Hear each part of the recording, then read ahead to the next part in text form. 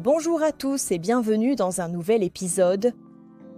Aujourd'hui, nous allons parler de 4 prépositions essentielles en français à, dans, sur et en. Ces prépositions peuvent sembler simples, mais en réalité, elles peuvent se prêter à confusion selon le contexte. Alors, comment les utiliser correctement?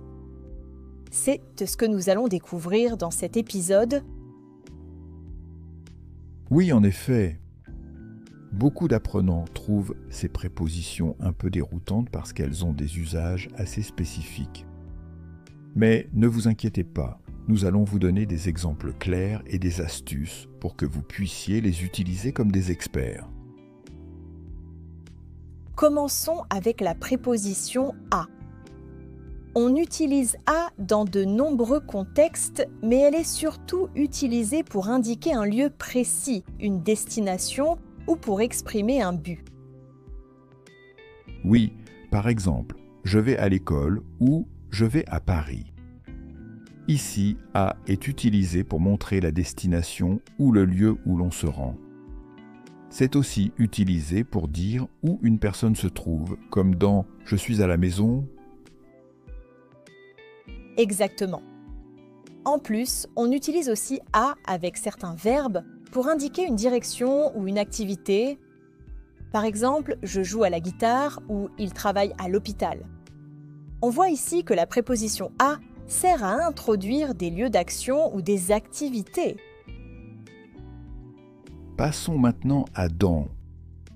Cette préposition est utilisée pour parler de quelque chose qui est à l'intérieur d'un endroit, d'un espace ou d'un objet. Exactement. Par exemple, je suis dans la chambre où les clés sont dans le tiroir. Ici, « dans » indique un emplacement à l'intérieur de quelque chose, un espace clos ou limité. On utilise aussi « dans » pour parler d'un moment dans le temps, souvent pour des périodes ou des événements précis. Par exemple, je pars dans 2 semaines. On peut aussi dire « il a étudié dans les années 2000 ». Ici, « dans » est utilisé pour situer quelque chose dans le temps. Et n'oublions pas que « dans » peut aussi être utilisé avec des expressions de mouvement. Par exemple, elle entre dans la pièce. Passons à « sur ». Cette préposition est utilisée pour parler de quelque chose qui est sur une surface ou pour exprimer une idée de direction. Oui, par exemple, le livre est sur la table. Ici, « sur » signifie que quelque chose repose sur une surface. On l'utilise aussi pour parler de l'emplacement sur une surface plane. Exactement. Sur est aussi utilisé pour parler d'une direction, comme dans « il va sur le toit » ou « elle marche sur la route ». C'est une préposition très courante quand il s'agit de se déplacer sur des surfaces. Un autre cas où on utilise « sur » est avec des concepts abstraits, comme dans « il a des informations sur ce projet ». Ici, « sur » indique que les informations concernent le projet, qu'elles y sont liées. Et enfin, la préposition « en ». « En » est utilisée de manière assez variée, mais surtout pour parler des pays, des mois, des années, des saisons et des mouvements dans un espace clos. Exactement.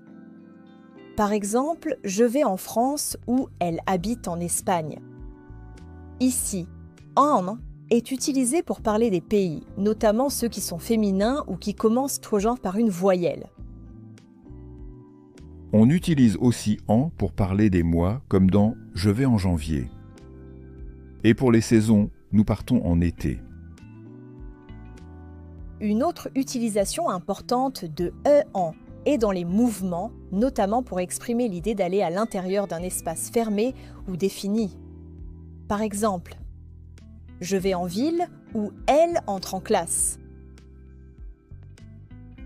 Maintenant que nous avons vu comment utiliser chacune de ces prépositions, voyons quelques erreurs courantes. Une erreur fréquente est d'utiliser « à » et « dans » de manière interchangeable.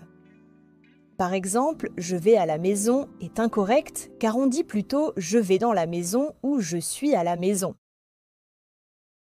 Exactement. Une autre erreur est d'utiliser sur pour un lieu fermé, comme « je suis sur la chambre ».